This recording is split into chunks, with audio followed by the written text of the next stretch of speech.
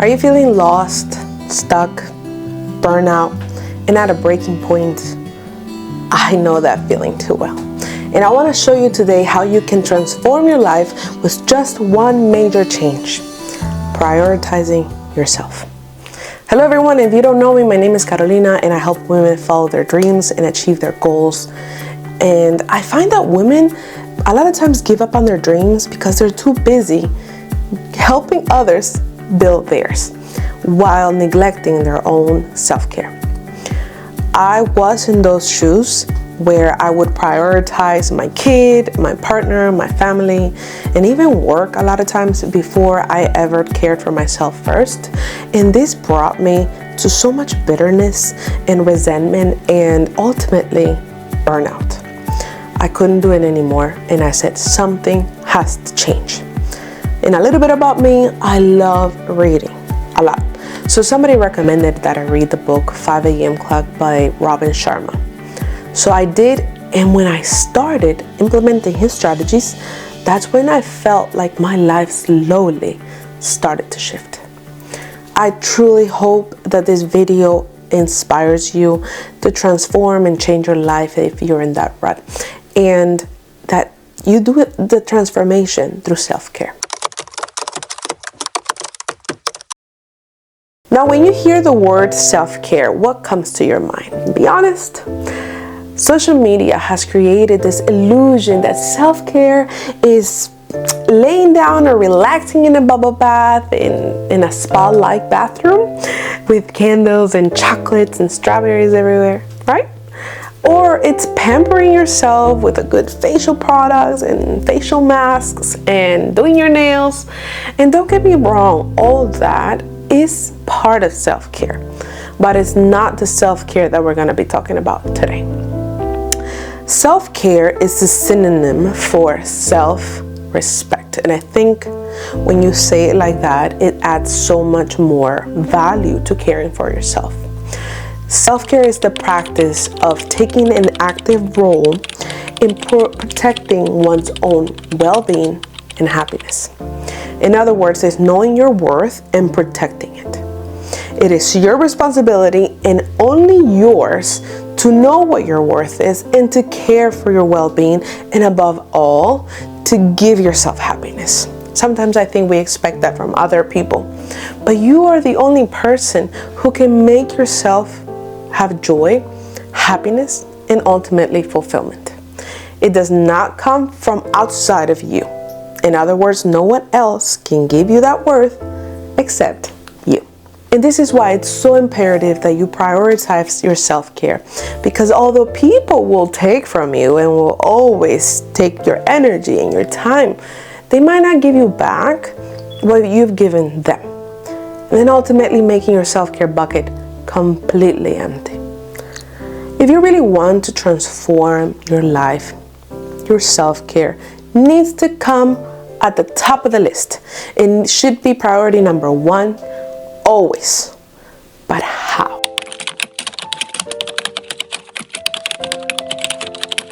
In the 5 a.m. book club by Robin Sharma, he describes that there are 3 parts that we mainly have to take care of every day, every person. And I agree with him 100%. It starts with your body or your physical health, then moves on to your soul needs, which are your spiritual needs, and then lastly, your mental or your mind needs. The physical health gives you the energy, the self-esteem, and the power to conquer your life. It energizes you, your organs, it keeps your strength high, and ultimately it makes you feel great. I mean, who doesn't feel happy after going to the gym, right? Looking at yourself in the mirror, looking fit, knowing that you are the one proactively taking care of the only body you got, is a deep connection you create within yourself. Then comes your soul.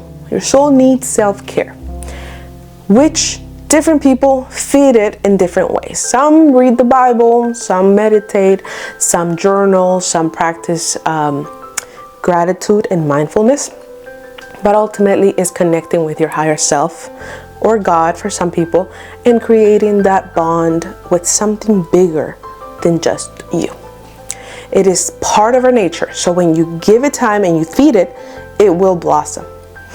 In the same way that a muscle grows when you exercise, your spiritual muscle grows when you practice spirituality. Your mind is also a muscle and requires you to work it out every single day as much as you work out your abs. How? Through reading and through studying, you're working your mind to keep feeding it and growing your knowledge. Whether you study a random topic or if you're really focused on learning a specific skill, doing this daily will help you strengthen your mind and open up yourself to creativity. In the 5 a.m. Club, it breaks down your morning routine for excellence by only doing 1 hour total, 20 minutes each. Waking up in the morning, prioritizing yourself before anyone else. He recommends at 5 a.m., hence why the book is called 5 a.m. Club, right? And take care of these 3 things in that same order. 20 minutes your physical activities, then 20 minutes your spiritual activities, and the 20 last minutes for reading. I find that when I do it, my mindset and my behavior overall is very positive and very energetic. When I read, I find myself with new ideas on what I am trying to do or the specific skill I'm trying to improve.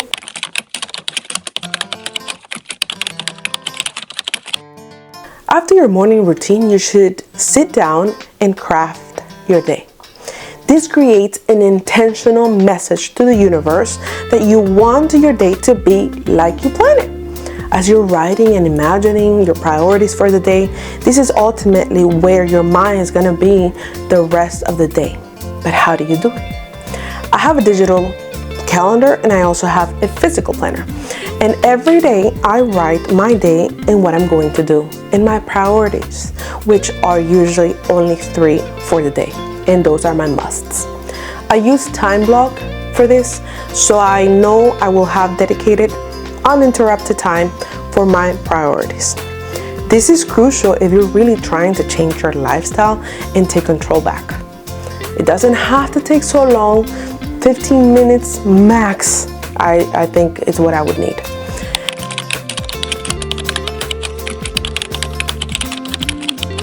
Every person is different, but if you want to shift your lifestyle and get out of burnout, you must protect your peace. You know who or what takes over your peace and destroys it. So you have to be proactive at making sure that these people or these situations are nowhere near you. Some people are energy suckers, and you know that because people feed off of your energy, and all they do is create chaos in your life. So what do you have to do? Protect yourself and protect your boundaries in a huge distance so they may not come near you and may not interfere with your self-care and your peace. In some instances, it may be your family, and that's okay. And that's why I said earlier, you are the only person responsible for creating your own happiness and your joy.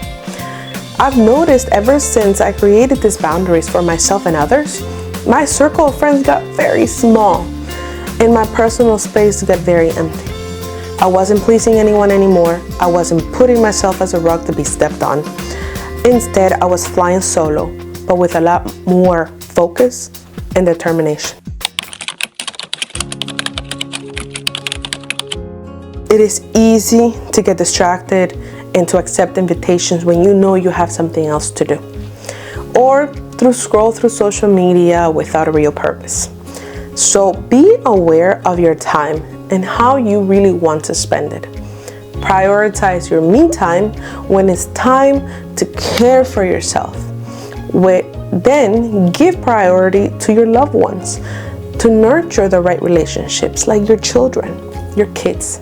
And if you're married and to the right guy, hopefully, prioritize your relationship with them as well. And remember, if you don't, it is better to fly solo than to be sharing your time and your space with the wrong people and end up drained and exhausted, neglecting you and your self-care. If you follow these steps in the order I gave them to you, I'm sure you will find yourself in a very different lifestyle within a couple of months. Not only physically, but internally. If you haven't read the book that I mentioned, The 5 a.m. Club, I strongly suggest you do.